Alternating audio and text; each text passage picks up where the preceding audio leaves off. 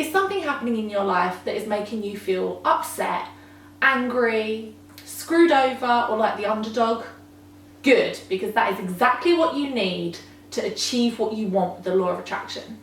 Throughout my life, there are times where I have felt screwed over by people. I've felt angry or upset by the way that I've been treated, and I have learnt the most valuable lesson, and that is to use those times as fuel, to use those emotions, because they're very strong emotions. You'd be a fool to kind of suppress them, you know?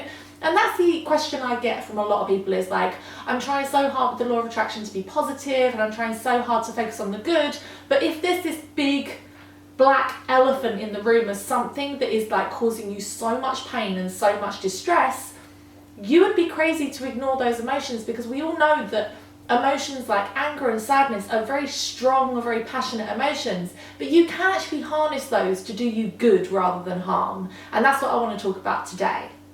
I've learned throughout my life that the times that I have felt the most vulnerable, the most sidelined, the most utterly like screwed over, those are the times where I've really pushed myself forward in life. And I just want to give you a couple of examples. So back when I was at school, out of my little friendship group, all 5 of my friends went off to university, and I was the only one that didn't. I was the only one that came from a single parent family, and I just didn't feel like it was an option for me. I don't know, like it wasn't ever really discussed, and I didn't really feel like it was an option. And I always remember I just applied for beauty school straight out of college, and I was driving along with my friend and her dad, and he was always kind of like comparing me and his daughter. Well, it felt like he was. Maybe he wasn't. Maybe that was just in my head, I thought it. And he was like, why aren't you going to university? Why are you going to beauty school? You're going to spend the rest of your life cutting people's toenails. And I was like so upset, and I always felt like because all my friends went and I didn't, like I really didn't feel good enough.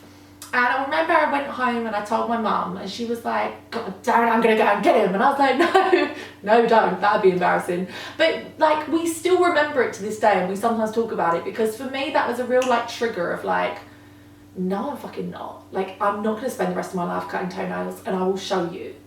So I was really determined to not become that person sitting there cutting other people's toenails the rest of my life. In fact, I never actually went on and did beauty as a full-time job ever until now. And it's now I run my own business, and I specialise in spray tanning for like film and TV and stuff. And actually I work like 2 to 3 days a week. My hours suit me, and I've done some amazing things with my job. And I feel like someone telling me like you're going to be rubbish, you're going to sit cutting people's toenails, really spurred me forward. So on to my first proper job. I was working as a PA for Paddy Power. Can I say that? I guess so. Who's going to stop me? I was working as a PA at Paddy Power here in London, and the job was fine. I was like golden for 6 months, and then this woman called Francesca, which made me hate my own name for a while, also came and joined the company, and she literally bullied me every single day. This woman, God, I'd love to find her on Facebook. No, Fran, that is not law of attraction. Calm. She was a hideous person, and she literally gave me hell every day. And I remember coming home on the train pretty much every day and crying to my sister and being like, I literally can't stand the stress, I can't be there anymore. She actually made my job so hideous that I looked for a new job, and actually got a new job that was not only paying me nearly double what I was on in that like starter job, but it was the most incredible place. I worked there for 8 years, and people don't really believe this, but I didn't have a job. I literally got paid to turn up and pretty much do nothing. And so while I was there, I actually built up 2 or 3 different businesses. I used to sell things online. I used to have a little clothing store for dogs and stuff like that. It's where I started my spray tan business. I built websites, I wrote a blog, I wrote a book, I got a publishing deal and wrote a book whilst I was at work. And I can genuinely hand on heart say that I did not write a single word of my book that was published at home. I wrote it all on my work computer. And so if it hadn't been for her pushing me, I would have still been in that little PA starter job, because I don't really like change. And so, God, thank you, horrible Francesca, because you pushed me into a job that enabled me to do so many amazing things in my life. Thank you. So just mentioning that book there, I did write a book back in 2008, and the whole premise of the book, I'd met a guy, this is true, real life, I met a guy and he told me he was a personal trainer and he lied about his name and all sorts, and over a period of months, like, I literally was like love at first sight with this guy.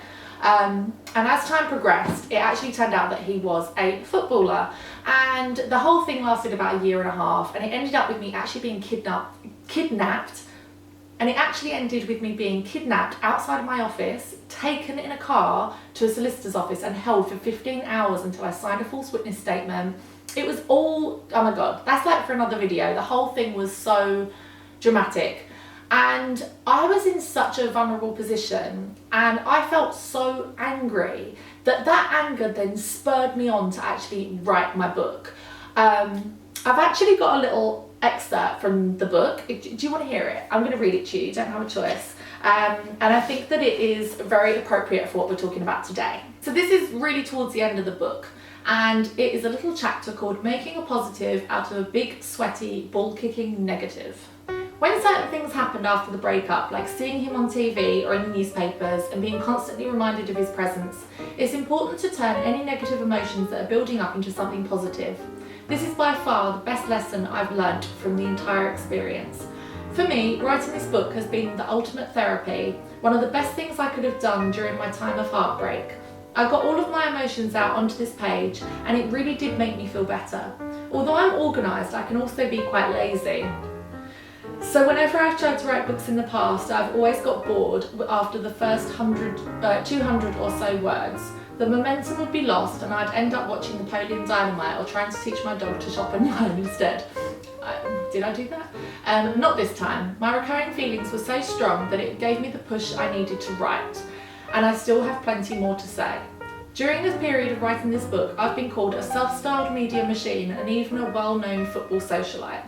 Although I'm not awfully fond of the football socialite thing, something I'm particularly proud of is that a journalist recently heralded me as the saviour of the next generation of the WAG wannabe girls. He was commissioned to write a piece about me for a right-wing broadsheet. Try saying that when you're drunk. Right-wing broadsheet, in which he commended me for being so open about my experiences and laying myself open to criticism in order to educate women on what really happens behind the gated mansions and nightclub doors of the Premiership world. The piece never made it into print, and I know why. Unless I'm portrayed as a ditzy naive blonde, they don't want to know. You may not want to be a writer, but whatever it is that you do want to do, channel every piece of pain you have into it. Let the upset of that skanky footballer who broke your heart light your fire of determination. If you've always wanted to model, but found yourself lost amongst the many hundreds of other wannabes, put your shame to one side and sell the aspect of you dating a footballer. Okay, I was like 22 when I wrote this, let's remember that. Certain newspapers and lads mags will love it. Maybe you want to be a designer or a photographer. Anything you want to do, use any connections you've made to further yourself. And that's what it's all about, making the best out of a bad situation. Thank you. Well written book. Not, I'm joking, it's terrible. Don't read this, it's terrible, it's really bad. But anyway, back then I wasn't even really practicing the law of attraction a great deal, and I knew the benefit of turning really strong negative emotions into fuel for propelling yourself forward in your dreams. The one that most recently happened to me was about 2 weeks ago. I was due to get some hair extensions done and the girl was basically lowballing me. She was like charging me double for what they were supposed to be.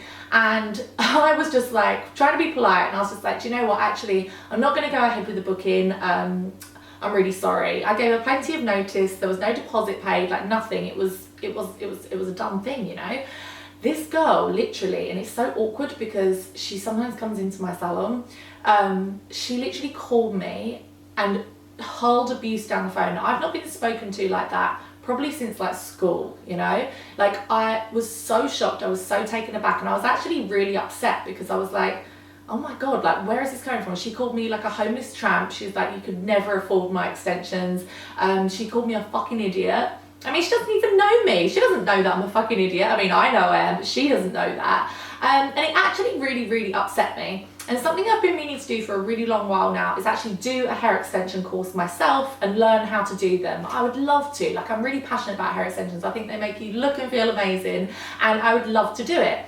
Do you know what? As soon as that happened, I literally started Googling, something I've been meaning to do for months and months. I started Googling the hair extension training academies. I found out all the best methods I wanted to do. I booked it up. I booked myself in for a different method so that I could further my knowledge of it all. What else did I literally, oh no, I booked another course as well. I actually did 3 courses this month. I did one in photography at St Martin's College. I booked an express lash course because I do the proper individual ones, but I wanted to learn more. Basically, this is a lot of information for you, but what I'm trying to say is that bit of hatred and anger that she put on me and the sadness that I felt, I was like, do you know what? You think I'm a tramp and that I can't afford your hair extensions? I am going to become the best hair extensionist this side of the Thames, and you are going to want to come to me for hair extensions. That's how I deal with my anger and frustration, and for me, it works. The best revenge is fabulous hair, bitch.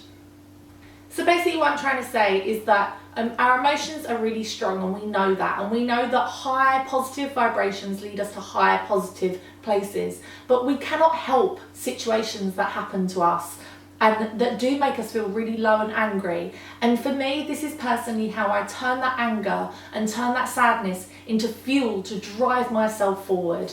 Use it to drive yourself forward today. Really look at your life and find the things where you feel marginalized, where you feel like the underdog, and use that to be like, I will show you. So me and Ava got drawn this week by one of our lovely viewers.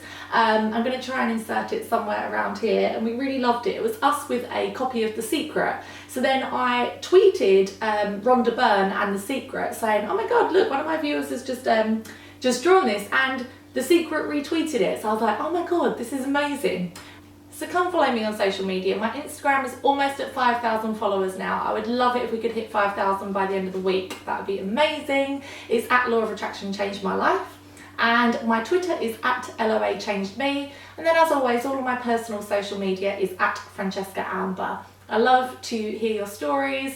I love it when you comment on these videos saying that you really appreciate them and stuff. It's really nice hearing that. So thank you for all of those that have commented saying that. And anyway, that's about it, isn't it? She looks like a little monkey today, like a little tree monkey. I love her.